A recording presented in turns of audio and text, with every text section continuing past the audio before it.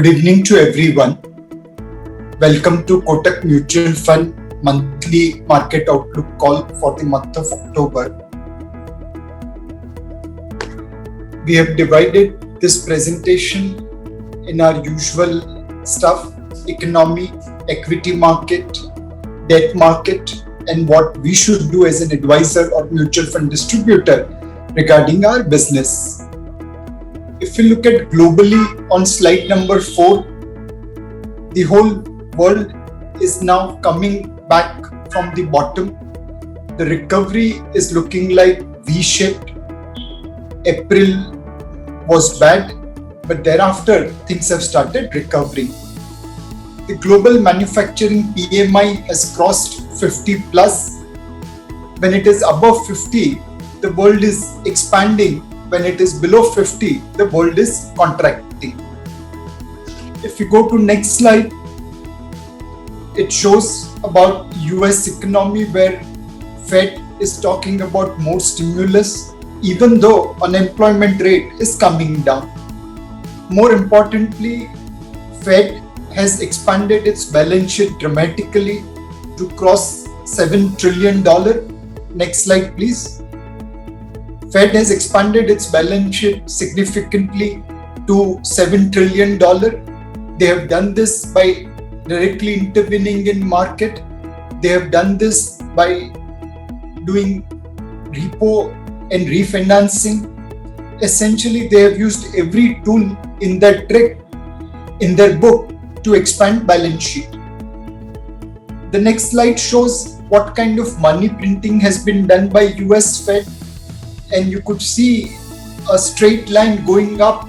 That's the kind of money printing has been done in last 12 months. When we go to next slides, you will recognize that money fund flow is the driver for equity. And if you look at OECD global liquidity, which is reflected in dark black line, it generally pulls equity market up. No wonder with this kind of printing of money, on next slide you will see that global bond, which lost nearly $5 trillion in March 20, have recovered in full. Global equities, which had corrected in the month of March, has also recovered in full. Now both bond and equity markets are trading above their January 20 highs. More importantly, there is a fundamental change happening in the businesses worldwide. In the 70s, 80s, to a great extent, physical assets, plant, machinery, land, building, they were far more than the intangible assets like goodwill, software, and so on and so forth. Somewhere in the 90s, things started changing.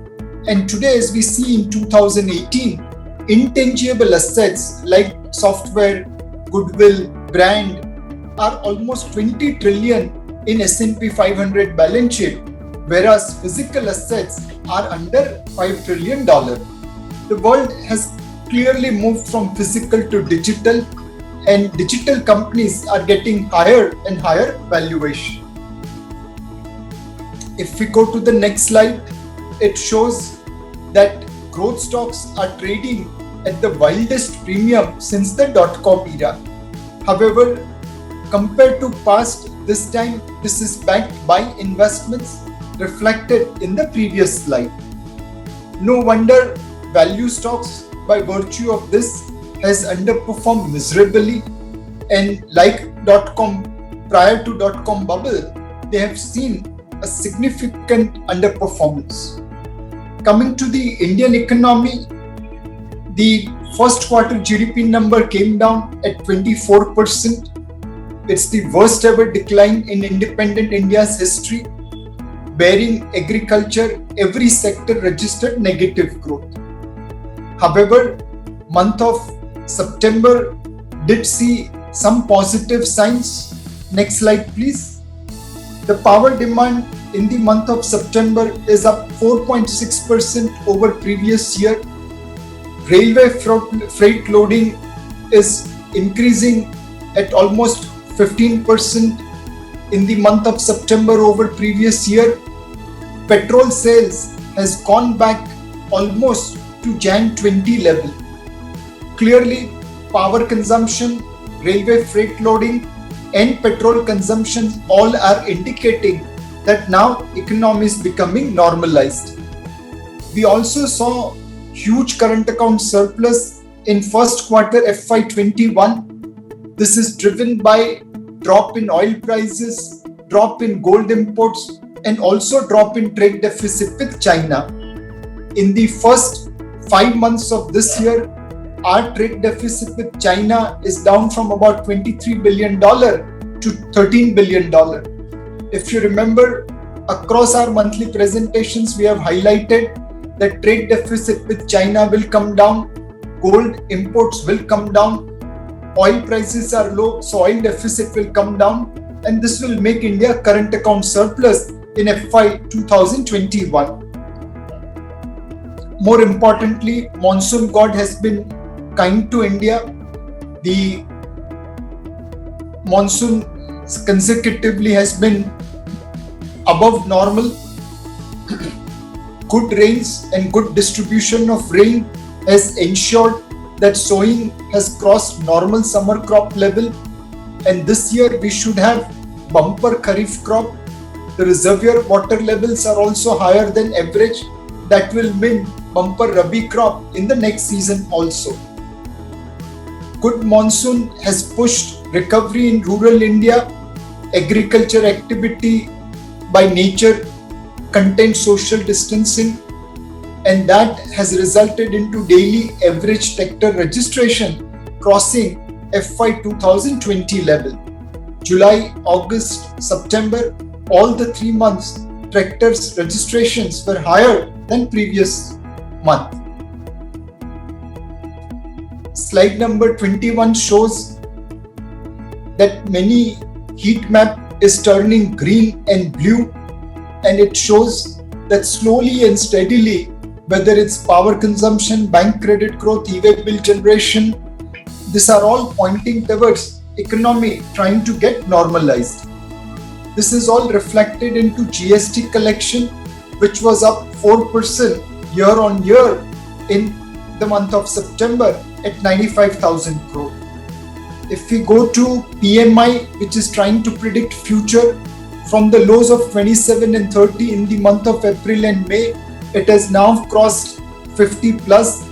For August, it was 50 plus at 52, and in September, it is at 57. Indian manufacturing PMI is higher than the global manufacturing PMI, showing better confidence about the future among our investors. If we look at the Nomura Business Resumption Index, which is combination of multiple factors, from the lows of 46, 44 in April and May, it consistently improved to 70 by July. It remained in 70-80 band till almost September mid, but post that it started recovering, and consistently now it is clocking 80 plus number. We believe stage has been set, subject to medical condition, that India, while it will have to write off calendar year 2020 in terms of negative growth, the calendar year 2021 will be one of the fastest growing economy in the world. If we go to next slide, it shows scenario of medical situation where finally we are seeing decline in new cases. We are seeing decline in active cases from about 10 lakh minus active cases. We are now seeing active cases falling below 9 lakh. Hopefully this trend will continue, which will allow government to resume normal economic activity. More importantly, world is moving fast towards discovery of vaccine. There are multiple vaccines which are in phase 3 trial, and there is hope that somewhere towards second half of this year, we should be able to see some vaccine coming into play. Pfizer, BioNTech and Moderna are looking at approval towards year end. AstraZeneca, Oxford also could be looking somewhere towards end of this year, provided their process of approval has been fast-tracked. If we go to the markets, India is really standing out in terms of FII flows. Compared to most of the peer group which have seen year-to-date negative flows, India is up at about $4 billion of FPI flows. It clearly shows investors are having confidence on India's story.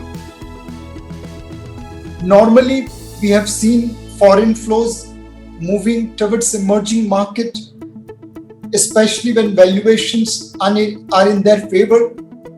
S&P 500 now is trading at a significant premium to MSCI World indices and also MSCI Emerging Market indices. Hopefully, higher valuation in US will push their equity funds to invest into other markets. If we have to summarize India's market situation, I think markets will move between fear and hope depending upon how COVID infection and medical situation pans out, how medical breakthrough comes vis-a-vis second wave infection, how economic activity normalizes, and how does fiscal and monetary situation works on the ground. There are various factors from policy responses to sentiments to valuation which will continue to impact market, and this will determine how future will be shaped by the events as it occur. If we go to slide number 32, you will see that Nifty post-COVID-19 period is moving similar to 2008 global financial crisis. Hopefully, the recovery here will be quicker than 2008 crisis. From a market point of view, slide number 34, economically we are in a relatively better position. The trailing P ratio of Nifty is probably not worth looking at because FY21 earnings have been hit very, very badly, and hence price to book will be a better indicator to watch in the current scenario. If we look at performance across market cap, in Jan 20, the right hand chart shows that large cap, mid cap, small cap across 1 year, 3 year, 5 year, 10 year segments was delivering pretty good return. And now as we move from Jan to September, the 3 year, 5 year, 10 year CAGR has started turning positive, though it is still in mid single digit rather than higher single digit or double digit as was the case in Jan 20. But hopefully if this recovery is sustained, we will see slow and steadily large, mid and small turning positive returns over 1, 3, 5 and 10 year period. From a sectoral point of view, this rally calendar year to date has been driven by defensives like pharma and IT. Even someone like FMCG, courtesy 1 or 2 stocks performance, has given negative return.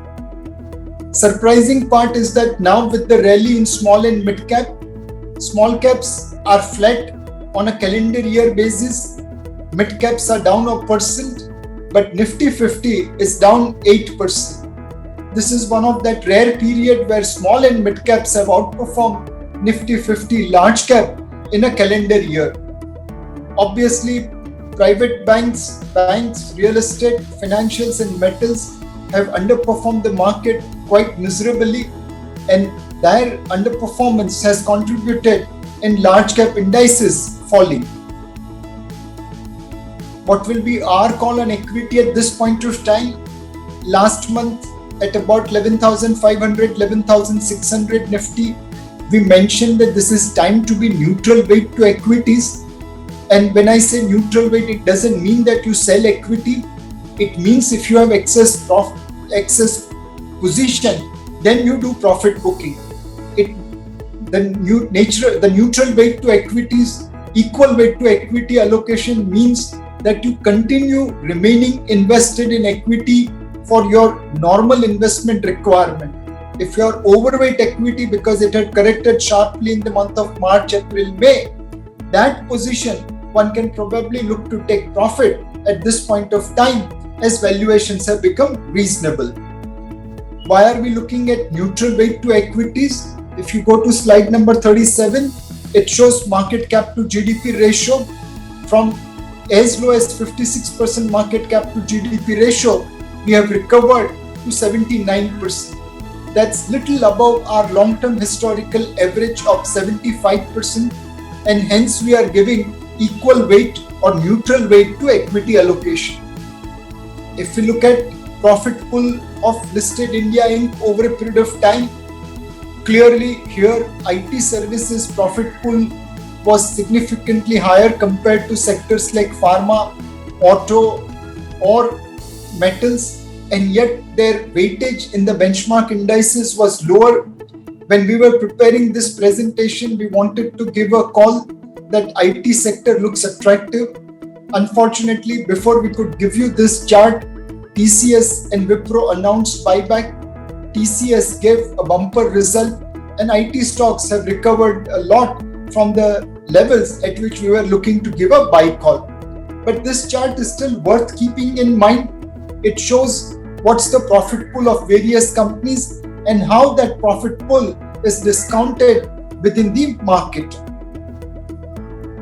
Slide number 40 shows three characteristics which we are looking in our companies from an investment point of view, apart from their business model, management and valuation. In COVID-19 era, we want to invest in companies which have lesser debt.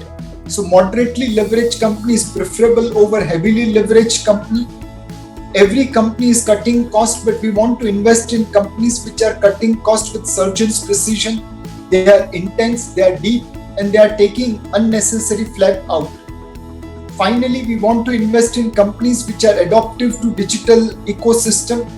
The world has moved to digital lifestyle, and companies which are able to transit will do well over a period of time. So we want to invest in portfolio of companies which have less leverage, which has intense cost cutting, and which are adaptive to digital ecosystem. Slide number 41 shows about the price to book, where again it is coming to historical average. Slide number 42 suggests our call, where we say it is time to be equal weight to equity. Small and mid cap could be marginally overweight, and large cap could be marginally underweight, but by and large we are neutral to large, mid, small and overall equity allocation at this point of time. What could be value addition by mutual fund distributors to their client? Well, their biggest job is to protect these investors from the noise which is being made in social media. Because of their unexpected redemptions and our promise that we will maintain credit quality of the portfolio, we had to sell lower rated papers in market. The world knew we were seller to fund redemption. They demanded their pound of flesh, and credit spreads widened. In the month of April, our credit risk fund delivered 32% annualized negative return. Medium term plan delivered 42% annualized negative return, and credit risk index as well as, so both these funds delivered fairly large negative return. However, people who stayed invested, people who didn't panic, between May, June, July, August and September, their annualized return is 15% for 5 months in both these funds. Credit spreads have now narrowed down, and people who remain invested have benefited, as both Kotak Credit Risk Fund and Kotak Medium Term Fund has reached their all-time high NAVs. The same noise today is being made around multi-cap funds. People are unnecessarily trying to create panic. We did a call on Saturday and Monday immediately after announcement of multi-cap circular. We have liaised with SEBI. In MFI AGM, SEBI chairman himself mentioned that our intention is not to push mutual funds to buy any stock at any price. We are actively considering suggestions given by MFI. MFI has already proposed to SEBI creation of a flexi cap category where a fund like Kotak Standard Multi Cap Fund can become Kotak Standard Flexi Cap Fund, and it will continue to be managed in the same fashion as it was managed so successfully over last 5-7 years. Again, the noise in social media is very high, whether it's about credit risk in the funds, whether it's about multi-cap funds and small cap funds, and so on and so forth. You people as distributor will have to bring these facts in front of your customers and ensure they don't get misled by this social media noise. If we go to slide number 45, it talks about how asset allocation can add value. You have to buy when things are cheap and sell when things are expensive. It's very easy to say, but very difficult to do.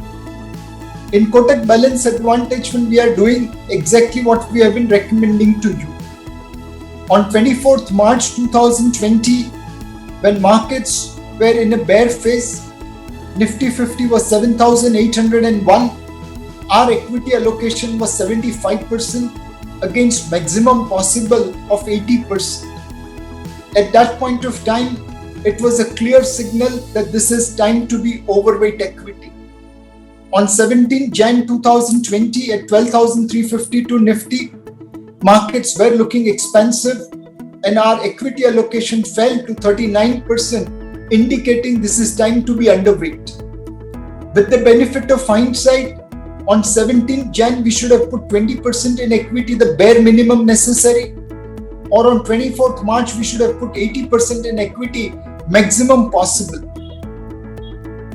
However, 39% and 75% allocation did signify underweight and overweight position quite nicely. And on 30th September, when Nifty is 11,247, we think market is fairly priced and our net equity allocation has fallen to 45%, indicating equal weight.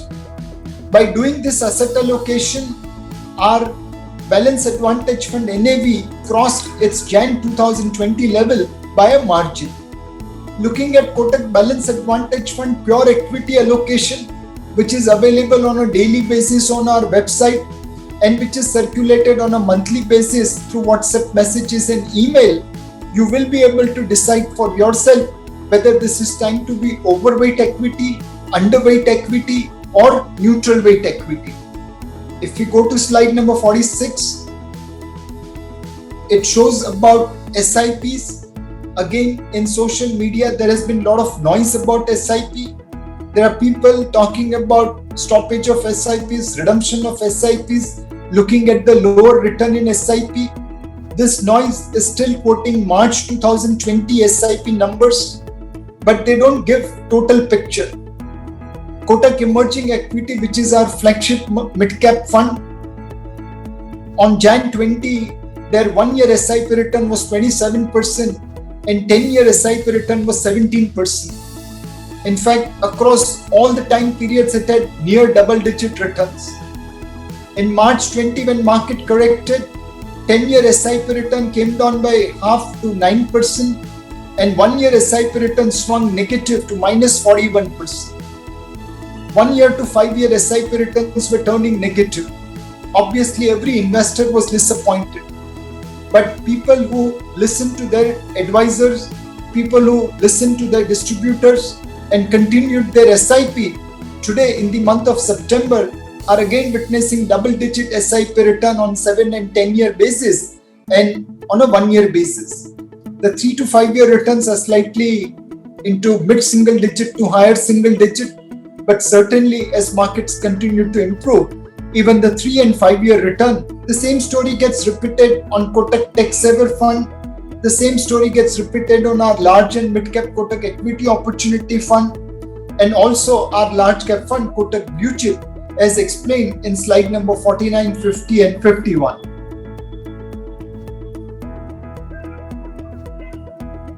If we come to slide number 50, you will see that if you don't do SIP when markets have corrected, then you lose bulk of your return. SIP in a bear market will always show poor returns. SIP in a bull market will always show higher return. But if you continue investing during bear market, SIP returns in bull market will be the highest. Coming to equity opportunities, we believe this is time to be equal weight equity, and hence it is worth investing in a fund like Balance Advantage Fund, where fund manager like Harish Krishnan can decide how much to invest in equity depending upon the valuation. I'm extremely proud in announcing that in last 12 months, Kotak Balance Advantage Fund, through your help and effort, has got 1022 crore in terms of subscription. In fact, the rest of the Balance Advantage funds put together has lost 1000 crore. And despite Kotak Balance Advantage Fund's gallant flows, industry as a whole in Balance Advantage category has lost 19 crores. We are getting more flows in our Balance Advantage Fund. That shows that our Balance Advantage Fund must be doing something right. If you go to next slide, it shows in a very simple manner how Balance Advantage Fund has done. September 18, October 19 and September 20. During this period, Sensex hovered roughly around 11,000. Now, if we linked Nifty to Balance Advantage Fund return, then in September 20, instead of 11,270 at Nifty would have touched 13,205. That's the kind of outperformance Balance Advantage Fund has delivered over its benchmark index, over Nifty, and which is why we are getting positive flows in Balance Advantage Fund. Our recommendation is that you need to consider Kotak Balance Advantage Fund because of its superior track record and disciplined investment process. This fund has delivered fantastic return, and more importantly, it is true to level where on a regular basis it is managing its allocation between debt and equity, what the Balance Advantage Fund is supposed to do. If we go to slide number 54, it shows return of Kotak Asset Allocator Fund. Last 1 year, it has delivered about 14% return. The current equity allocation in Asset Allocator is about 63%. And this fund has delivered almost double-digit return on last 1, 3, 5 and since inception from 2004. If you go to slide number 55, it shows performance of Kotak Debt Hybrid Fund. In the olden days, this used to be called Kotak Monthly Income Plan.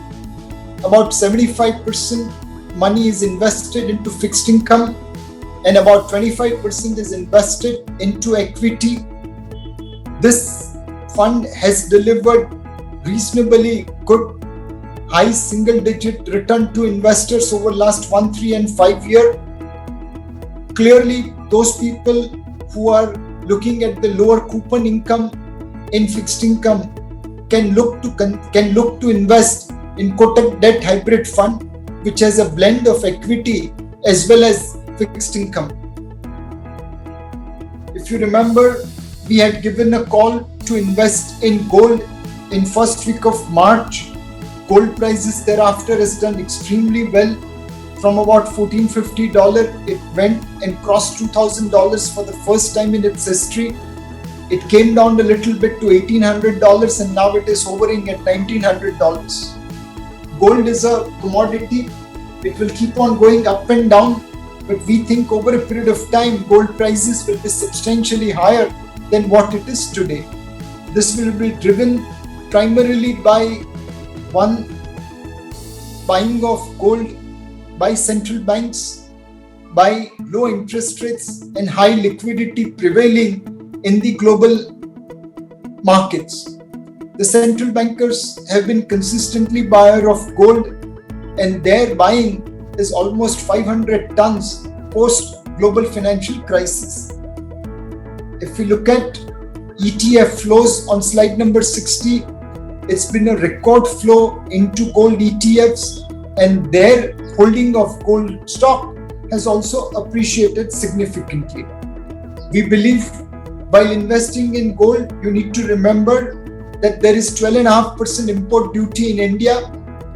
When you invest in gold in Dubai, you get $100 worth of gold for $100. When you invest in gold in India, what is worth $100 in Dubai is worth $112.50 in India because of 12.5% import duty. Subject to this import duty, we believe gold is an asset class which one should be long. In the world of low interest rates and high liquidity, gold prices should do well over a period of time. There is a lot of noise going around active versus passive funds, but not many people know that even passive funds are underperforming their benchmark indices. If you look at slide number 62, on an average, Nifty benchmark funds have underperformed Nifty by about a percentage point in last 1, 3 and 5 years. And in Sensex, the underperformance of index fund compared to benchmark index is about 1%. Effectively, it shows that in India, because of churn, because of way indexes are constructed, it is impossible to outperform benchmark index, and hence we are seeing even index funds underperforming benchmark index. If you go to slide number 63, it shows how our funds have continued to deliver alpha. Many of our funds have continued to generate positive alpha despite the fact that generating performance has become tough. In index, Reliance could be 15% weight. In my fund, I can't put more than 10% in Reliance stocks. In index, there is no cash. But in fund, I have to keep cash to meet redemption requirements. In India, indexes change their constituents at closing price. But in real life, it's difficult to exit or enter position at closing price. There is always high impact cost of trading. Put all these things together, this is the reason why many funds, including index funds, are underperforming benchmark indices, as the cost of keeping cash for redemptions, as not able to invest more than 10% in a single stock due to diversified nature, and index changing stocks without taking into account impact cost. These are the reasons why funds are underperforming their benchmark indices. If we go to next slide, it gives summary of our calls which we have given at various point of time. Some have worked, some hasn't worked, some did give paying before working. But our job as fund manager is to try to predict future even at the cost of going wrong based on the data available at our end. If we go to slide number 66, slide number 66 shows that our head of research and senior portfolio manager Shibani Kurian has been recognized as India's top 100 women in finance. It's a matter of pride where our women achievers are getting recognized by prestigious awards. Coming to the fixed income market, we have seen a robust credit policy coming today. But prior to credit policy, interest rates were looking in a range-bound movement. On one side, there was fear of supply as government had to borrow excess. On the other side, RBI was intervening in markets to keep yields lower, and which is where we were looking at interest rate movement which are range bound unless until RBI gives a different direction. Slide number 69 shows system is full of liquidity at more than 4,50,000 crore. More importantly, RBI has assured continuance of higher liquidity for the foreseeable future. Slide number 70 shows inflation trajectory where food price, fuel price, gold price, they all have impacted inflation. However, core CPI has consistently remained below headline inflation since beginning of this year.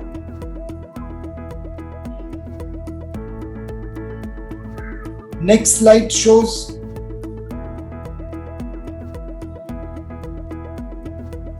how repo rate and banks transmission of rates hasn't materialized.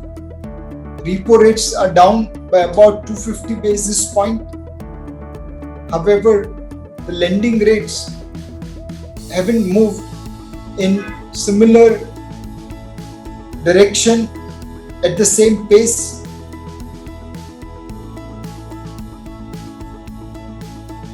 If we go to next slide, slide number 72, it shows the spread between India 10-year government securities and US, which at more than 500 basis point shows that there is ample room for RBI to lower Indian rates. Next slide shows about how yield curve has become steeper. If you see between March to September, 10-year yield has barely moved, whereas 3-month and 1-year rates are down by about 200 basis points. Clearly, 5-year, 10-year, 15-year, 20-year segment has seen yields going up or not falling as much as it should have fallen, and this is resulting into a scenario where mid to long end of the curve is looking attractive. Next slide.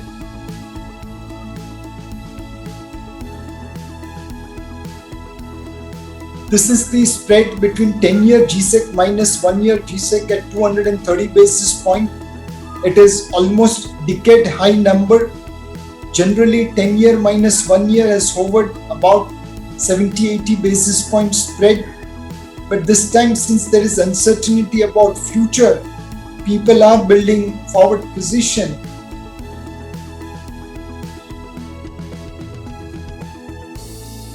Next slide. Slide number 74 shows the shape of the curve. The short end of the curve between 3 months to 5-year has fallen by 100 to 150 basis point. 5-year to 10-year has fallen much less, and 30 and 40-year has even fallen less. Clearly, curve has become steepened since 2010, and which is where RBI's intervention is necessary through open market operation so that curve becomes flatter.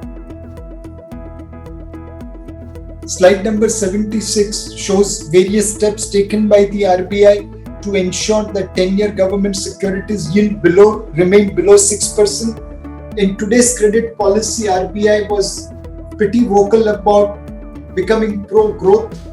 They have said inflation is above comfort zone at 6%, but it is likely to fall in third quarter FY21.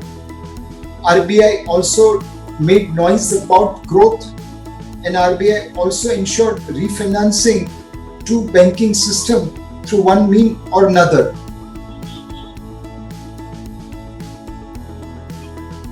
Slide number 77 shows that foreign borrowing by Indian corporates has become cheaper as rupee has appreciated, forward premium has come down, and credit spread in offshore market has declined dramatically. Slide number 78 shows the spread at AA minus paper is far more attractive vis-a-vis what it is there on AAA and AA plus paper. If you look at AAA PSU corporate spread, in February it was 64 basis point over comparable GSEC. In September it is just 43 basis point over comparable GSEC. September spreads are lower than February for AAA rated papers. But when you look at AA minus paper, in end Feb, AA minus paper were trading at 289 basis point over GSEC, End September, they are trading at 366 basis point over G-Sec. Clearly, there is more opportunity in AA and AA minus curve compared to AAA and AA plus curve. Next slide, please. This is repetition of what we mentioned today on the yield curve. AA minus, A plus, A minus looks attractive, and also it looks attractive to play between 5 to 10 year segment where yield curve has become the steepest, and there is reasonably good opportunity for investors to make money by going long on 5 to 10 year duration or by supporting 5 to 10 year segment and AA minus kind of papers. Slide number 80 shows what we need to watch out. Inflation trajectory is one thing which RBI will be watching very carefully. US election also could have short-term impact on Indian fixed income market. And most importantly, if India gets included into global debt indices, we have a great opportunity of lowering our yields further. In terms of debt market outlook, we think 5 to 10 year segment and AA to AA minus credit spread looks attractive from an investment point of view. If we come to slide number 83, it shows how our fixed income funds have moved. Between April to September, we have moved our portfolio towards AAA rated papers. A large part of our portfolio, even in April, was invested in AAA rated paper, but looking at the risk aversion, we have increased it further by a percentage point. Below AA minus, AA or AA plus, more or less has remained flat. Marginal movement here, marginal movement there, but more or less flat. When credit risk fund redemptions were happening in April, we had mentioned that our endeavor will be to maintain credit quality of the portfolio and ensure that the person who is going out is not moving away with good quality papers and increasing the risk of the residual investors. We are happy to say that despite challenges of April, we have been able to honor that commitment. People who stayed back in credit risk fund, their credit quality actually improved rather than deteriorated because of facing redemption. Next slide shows the liquidity position of our funds. In the construct of liquidity shortage in April, this is extremely critical, and you will notice that majority of our funds are invested at a very, very high level of liquidity. Many funds have 100% of portfolio which could be liquidated at a short notice with limited price impact, and we will continue to maintain our philosophy of SLR, safety first, liquidity second, and return third. Next slide, please. On the debt side, it's extremely critical to meet your investment horizon and funds investment horizon.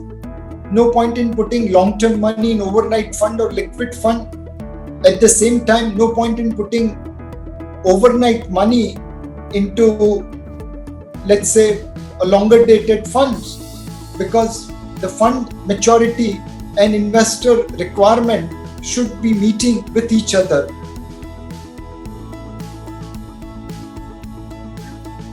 If we go to next slide, there's so much noise in social media about how debt funds have not delivered return to investors. These are our fund return for 3 years as on 30th September, and it shows that all these funds have delivered positive return despite some funds taking the hit on credit risk. We did lose some money in ILFS, we did lose some money in Diwan Housing and Finance Limited, we did lose some money in Yes Bank 81, but despite taking those hits, our funds have delivered return in high single digit, and today they will be quoting roughly in top half of performance. The limited point here is that let clients not be misled by social media noise. Let them put facts and figures together, and whatever decision they take after looking at our portfolios and after looking at our performance, we'll be very happy to accept it. Next slide shows how Dynamic Bond Fund has outperformed benchmark indices over a period of time, and this has happened primarily because of duration management. And today Dynamic Bond Fund has become popular with conservative investors who don't want to take credit risk on their portfolio and hence prefer higher credit rating funds. A dynamic bond fund which is exposed mainly to sovereigns and PSU bonds will be ideal fitment for generating return without or with limited credit risk. Next slide shows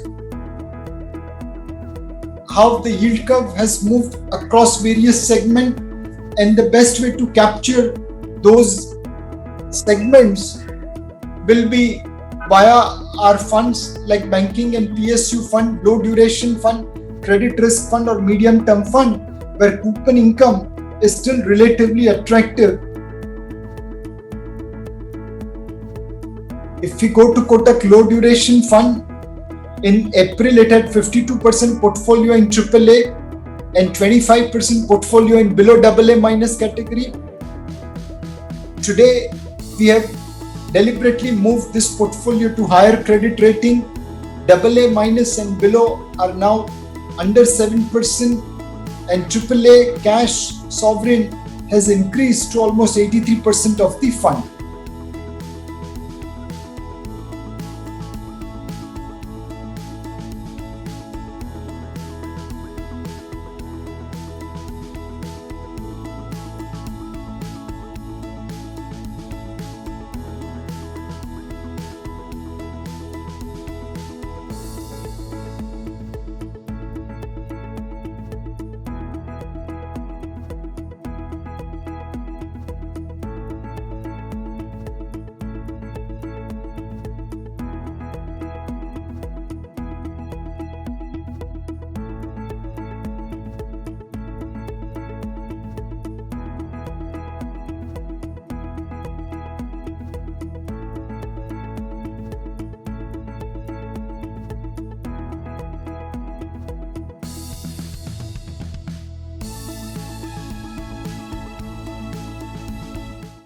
Mutual fund investments are subject to market risks. Read all scheme-related documents carefully.